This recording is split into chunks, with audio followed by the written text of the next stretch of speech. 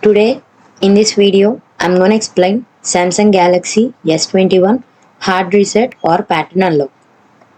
Connect your Samsung Galaxy S21 to your computer using the Type-C cable. Simultaneously, press and hold the volume down and power buttons until the screen turns off. Release the volume down button but continue holding the power button. Then quickly press and hold the volume up button. Release all buttons when the Samsung logo appears on the screen and the recovery mode menu will eventually show up. Navigate through the menu using the volume rocker until you reach the wipe data or factory reset option. Then press the power key to select it.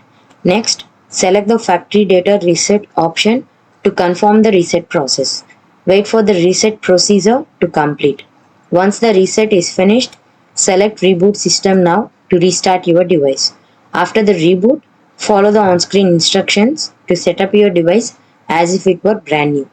If this video helped you out, please leave a like and comment down below. If this worked for you, thanks for watching.